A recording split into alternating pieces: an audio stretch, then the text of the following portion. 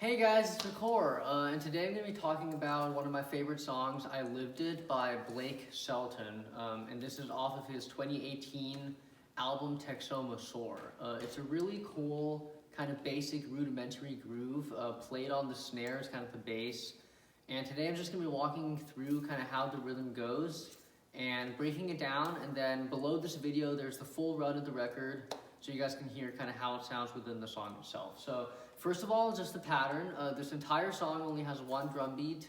It's a very simple, straightforward kind of snare combo. So I'm just gonna play it really slow and then I'll explain kind of how it breaks down. So this is what it sounds like. So it's gonna be 1 and a 2 and a 3 and a 4 and a 1. So one more time. 1 and a 2 and a 3 and a 4 and a. We're basically taking this groove, the very kind of basic eighth note groove, which is kind of a standard rock pattern. So one more time, this concept. 1 and 2 and a 3 and a 4 and. We're taking that idea and translating it onto a snare setting and adding those 16th notes as fillers kind of within the groove to fill up the spaces that we have. So I'm going to play it again, so it's going to be this. 1 E and a 2 E and a 3 E and a 4 E and a. One more time. 1 E and a 2 E and a 3 E and a 4 E and a. In real time it sounds like this. 1 E and a 2 and a 3 and a 4 and a 1 and a 2 and a 3 and a 4 and a.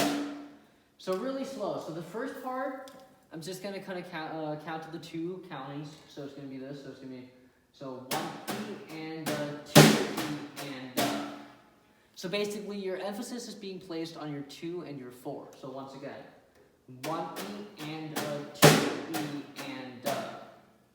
So when you're doing this kind of live, practicing it as a session, what you can do, and oftentimes what I'll do with my students, is kind of have them exaggerate the accents and the non-accents to really find that distinction between the notes. So I'm just going to do that once as an example. So 1 E and a 2 E and a. Again, 1 E and a 2 E and a. You can yell the accents and notes, you can whisper the non-accents and notes. 1 E and a 2 E and a. Again, 1 E and a 2 E and a. Now I'm going to add kind of the last strand of that section. So 1 E and a 2 E and a 3. Again, 1 E and a 2 E and a 3. And of course your 3 is going to be non-accented. So once again, this is kind of how you can slowly build up the pattern until you have the whole thing, and then really just breaking it down steadily. So 1 E and a 2 E and a 3.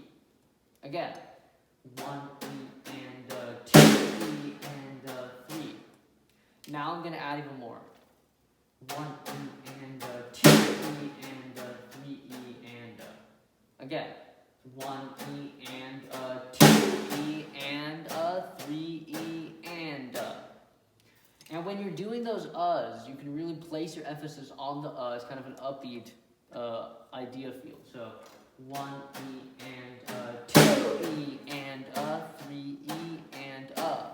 Again, 1 E and a 2 E and a 3 E and a.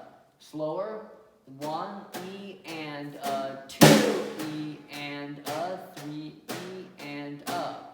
Now I'm going to add the last strand, which is 4 E and a. 1 E and a 2 E and a 3 E and a 4 E and a. 1 E and a 2 E and a 3 E and a 4 E and a. Now I'm going to emphasize the 4 to give it its whole feel. So what you can do is kind of what I'm doing is I'm not emphasizing the 4 at first to kind of show those notes, and then I'm emphasizing the 4 as the final feel. So you can kind of put that on as the staple. So 1 E and a 2 E and a 3 E and a 4 E and a. Again, 1 E and a 2 E and a 3 E and a 4 E and a. And you know, with this type of pattern, I mean, every time you're doing your stick control. You know, I've said this in previous videos, and I always say this with my students. It's going to be all about the Swiss and the flick, Professor Flipper from HP. So that kind of idea. So you have, you know, you're really creating that wrist motion. So your wrist is carrying it. So if I do this on the double H, just real quick. So 1 E and 2 E and 3 E and 4 E and slower. 1 E and 2 E and 3 E and 4 E and when you're bringing down your accents, you really want to emphasize that flick. Even when you're not accenting, you really just still want to have your hand really loose and just create that really loose feel with your arm. So 1 E, so 1 E and 2 E and 3 E and 4 E and 1 E and 2 E and 3 E and 4 E and 1 E and 2 E and 3 E and 4 E and you can really settle it into that idea. And 1 E and 2. So again, your accents and notes are your 2 and your 4. The rest are going to be silent. When you're not accenting, you really want to lean into that left hand. So 1 E and 2 E and 3 E and 4 E and one more time on the snare, and then I'll play the whole thing real time once. And once again, there's a video below of the whole song in its entirety, so you can hear kind of how it flows. So one more time on the snare. So it's going to be so 1 E and 2 E and so 1 E and 2 E and 3 E and 4 E and one more time. 1 E and 2 E and 3 E and 4 E and an exercise you could do to get into the idea of this is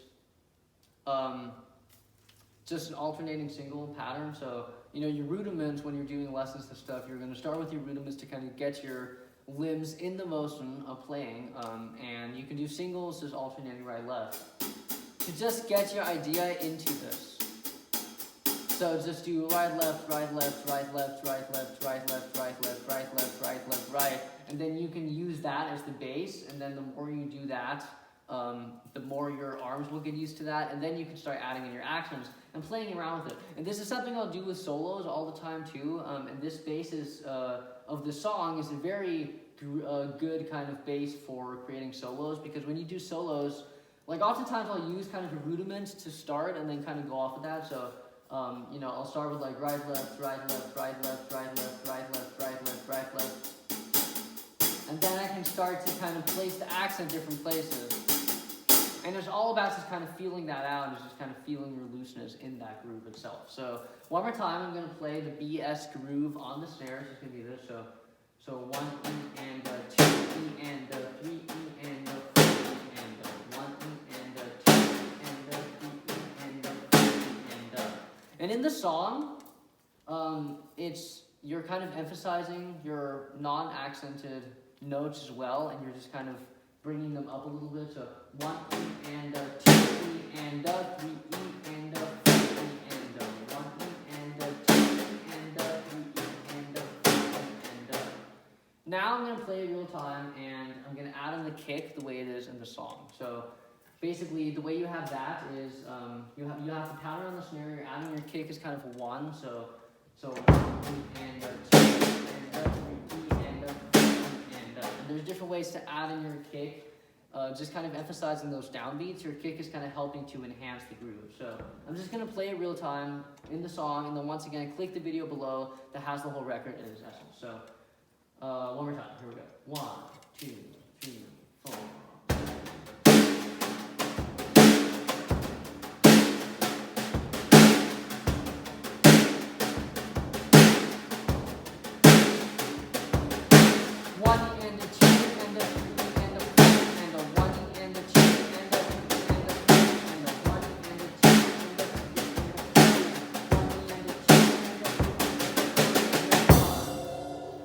And that concludes the tutorial for Blake Shelton's I Lived It, and please click the link down below to see the record, the way it's played. And follow me, subscribe. If you guys haven't checked out my other tutorials, please do. I can make another one that is purely on the pad of this same song, because this is one of the examples where you actually have a record that uses a groove that's very good for like rudimentary settings. So once again, thank you so much for watching. This is Record from Record Lessons, and I'll see you guys in the next video. Cheers.